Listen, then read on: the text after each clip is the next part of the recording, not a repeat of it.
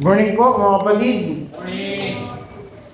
Magandang umaga po. Salamat sa Panginoon sa panibagong pribilehiyo, awa at biyaya niyo na patuloy na sumasagaling nag-enable sa atin na makarating dito. Ngunit bago tayo mag-proceed sa ating morning devotion, let us first pray. Dakilang Diyos, ang manaming banal Diyos na makapangyarihan sa lahat, kami po ay nagpupuri ng papasalamat sa inyo, Panginoon, sa umagang ito na inyo pong pinagkaloob sa amin.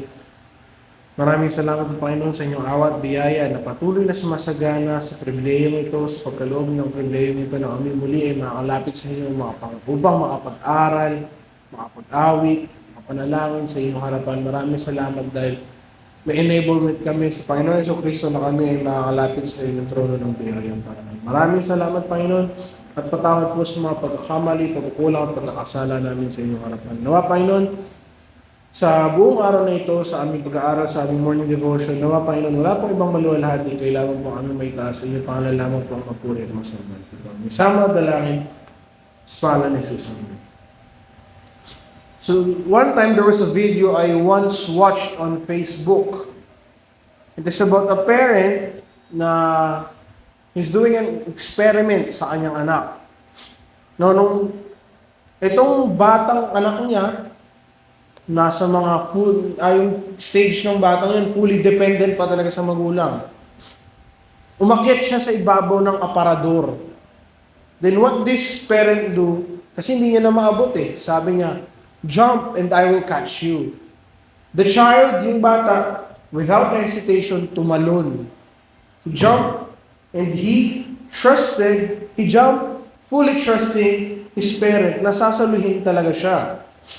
Now, the next naman, yung anak niyang mas matanda, medyo may sarili ng pag-iisip and nagiging independent na, let's say. So, same situation, nasa ibabaw ng aparador, pinapatalon niya, but itong pangalawang anak niya is hindi tumalon.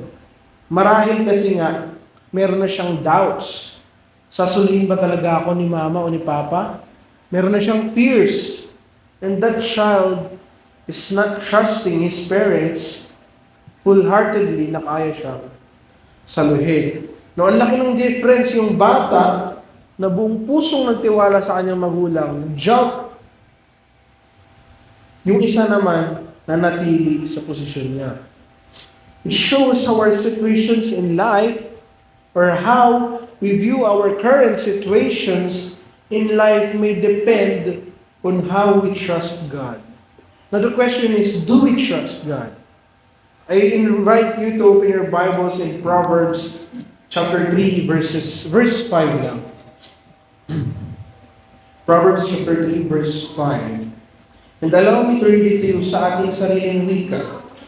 Yung mga kawikaan, Kapitulo 3, talata 5. Tumiwala ka sa Panginoon ng buong puso mo at huwag kang manalig sa iyong sariling kaunawaan. Sa English, trust in the Lord with all your heart and do not lean on your own understanding. The title of our morning devotion for this morning, Trusting Jesus. That is all. Now, this is a familiar phrase kasi laman ito ng ating palaging naawit. Trusting Jesus, that is all. Trust Him and not ourselves. Magtiwala tayo sa Kanya lang at hindi sa ating mga sarili. Now, konting grammar check lang po. The word Proverbs, according to the Oxford Languages, is a short pithy saying in general use stating a general truth or a piece of advice. Kaya sa binasa natin, in the Filipino Bibles, it is named as kawikaan, sayings, wise sayings. But these are not just wise sayings or advices. This book of Proverbs contains the truth and nothing but the truth, mainly because this is God's Word. And for everyone's information, wala pa si Kristo nung sinulat ito, di pa siya buhay. Siya ay pinupropesiya pa lamang. Christ wasn't yet born at the time of this writing, but He is here already. Meron ng foreshadowing sino si Kristo dito. He is what? As these are wise saying, Christ is the wisdom of God in here. napakita dito na ang buong Proverbs, sino si Kristo dito ay bilang wisdom ng Panginoon, and Christ is the depiction of the wisdom of God in here. Now, ang book of Proverbs ay isinulat ni Haring Solomon. Now, King Solomon is the leader of the Israel for more than 40 years, at we can say na nasa golden era yung Israel during his time. Mayaman, nagmamayagpag, even sa economy and even sa military power, malakas ang Israel during that time. And si Haring Solomon is not just any dictator nor any other leader. He is a God-fearing man. Bata pa lang siya, ay sumusunod na siya at naniniwala na siya sa Diyos, sa law, sa mga batas ni Moises. Lumalapit na siya sa Panginoon at pinagkakalooban siya ng katalinuhan at kaalaman patungkol sa mga bagay-bagay, most especially sa pamumuno ng isang bansa. At kaya nung natuto na si King Solomon, siya ay nagsulat ng napakaraming proverbs, napakaraming wise sayings. At dito, sa Book of Proverbs, sa Kawikaan, ay dito na ilahad, isinaad ang napakarami niyang mga proverbs na isinulat. Now, may division and distinction po itong proverbs, hindi lang basta proverbs. Lahat yan wise saying, lahat yan lessons, lahat yan iisa lang. No, may distinctions po yan and divisions. And dito, ang part na pag-usapan natin on chapter 3 is the wise lessons. Kaya if you will read yung heading nung chapter 3, sabi sa Tagalog, payo upang matakot, magtiwala at sumunod sa Panginoon. Ang gantimpala ng karunungan. So these are wise lessons. And as we can see in the verse that we read, in verse 5, the name ng Panginoon na ginamit dito is the capital letters. All capital letters such as L-O-R-D. So yung buong pangalan ng Panginoon Jesucristo ay naka-capitalized. Lord, now what does this name mean? This name, Lord, with all capital letters, is what we call Yahweh or Jehovah. Now, what is this name? This name is the personal, proper, and incommunicable name of God. Now, what do we mean by incommunicable? Hindi napapasa. Which means itong Yahweh or Jehovah, this is only entitled to the Lord. Hindi pwedeng maging pangalan ito ng ibang nilalang. That is why this is the personal, proper, and incommunicable name of God. And the name means it is the name above every name. It is the Most High. And sabi sa verse, trust in the Lord, in the Most High. Magtiwala tayo sa Diyos na kataas-taasan, kagalang-galang, kapuripurit, respeto ng buong mundo. But how do we do so? How do we trust Him? How do we trust the Lord? Now, dalawang bagay lamang po. At mabilis lang po ito. Una, by trusting Him with all our hearts. And pangalawa, by not leaning on our own understanding. Mababasa po natin yan sa verse 5 pareho. Now, sa una, by trusting Him with all our hearts.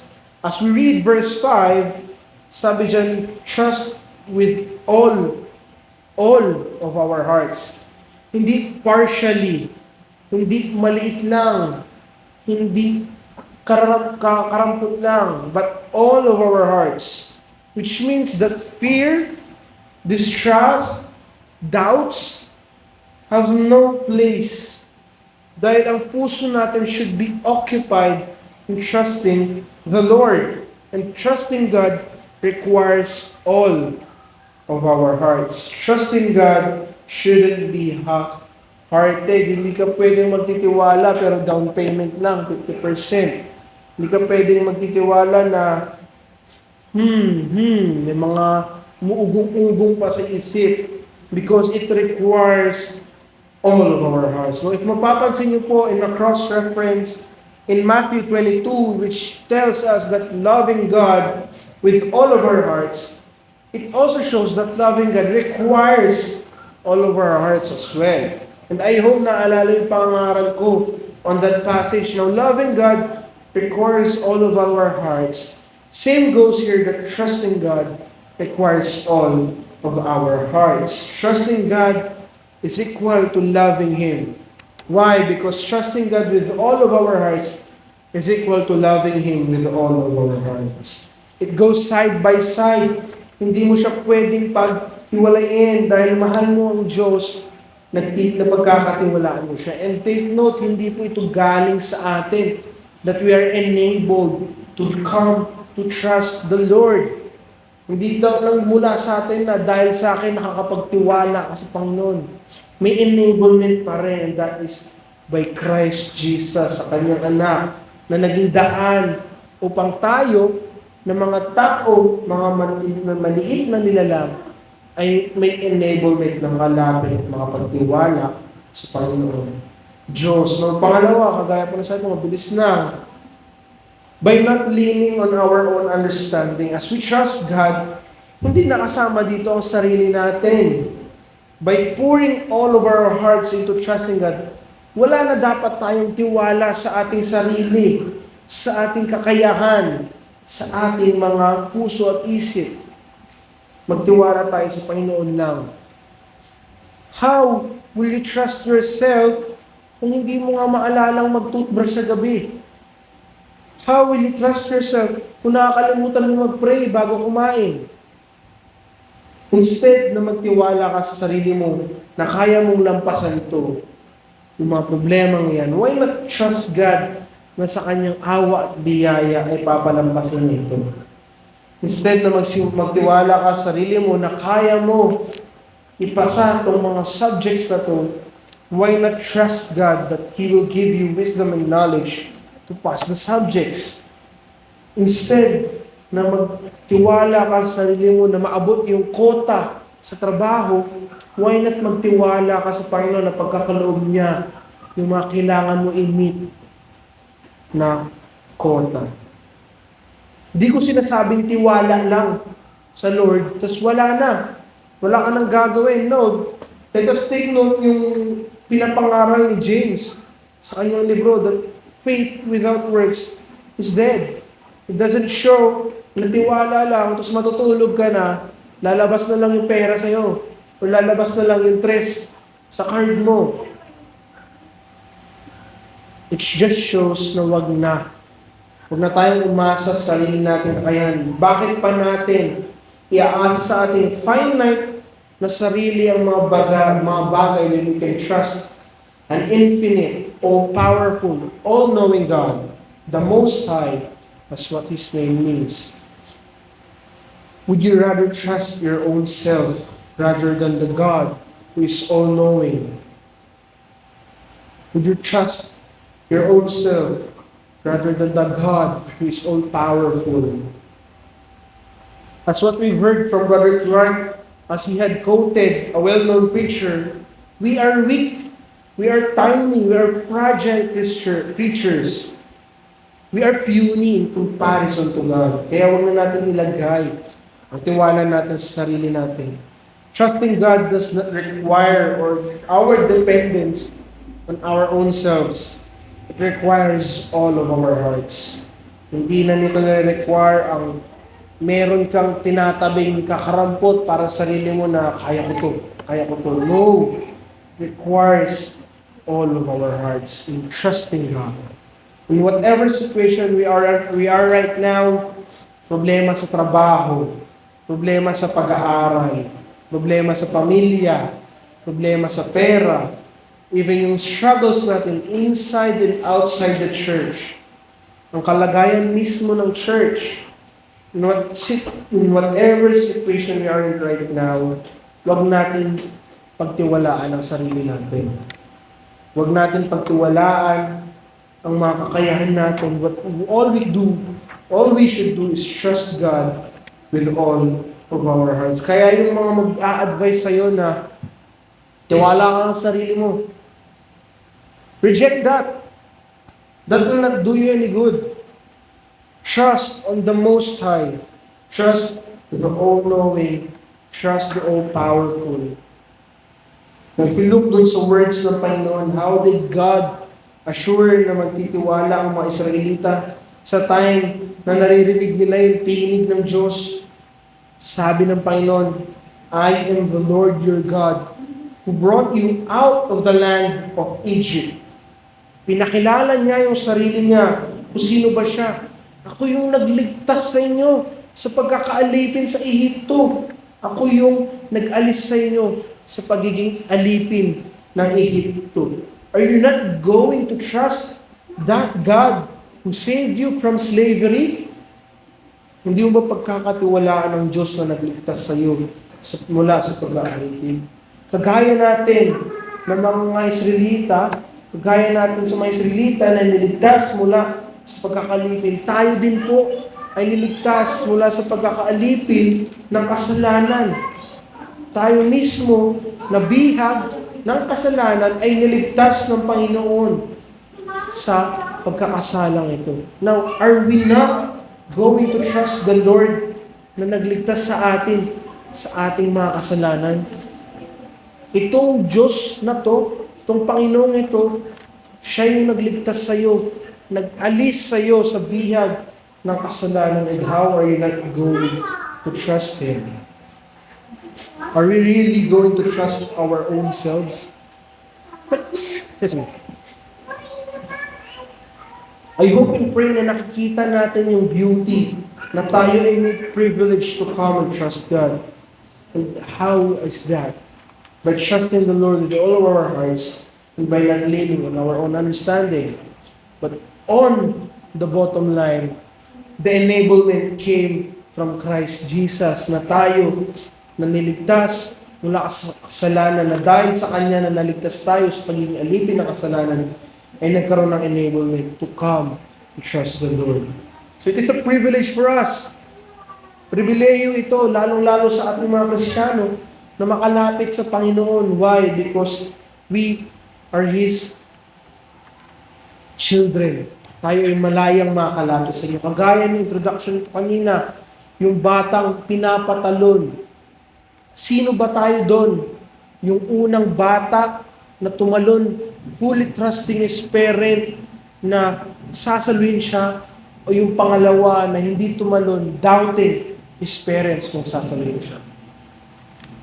Let us trust the Lord with all of our hearts. Tayo po'y manalangin. Panginoong Diyos, banal Diyos na makapangyarihan sa lahat. Kami po'y nagpupurit ng Panginoon. Salamat sa inyo, Panginoon, sa natapos na morning devotion. Dalayan ko po na sa pagpapatuloy po na aming gawain, nawa Panginoon, wala pong ibang maluwalhati at masambay, yung pangalan lamang po may taas. Nawa Panginoon, kayo rin po mag-ingat sa mga kapatiran namin na pagpunta pa lamang, dalhin po sila dito, na mapayapat din kasi nawa Panginoon, paalalahanan nyo nga po muli ang bawat isa sa amin ng tamang oras ng pagsamba. Ito pa kami sama at dalangin sa pangalan ni Jesus.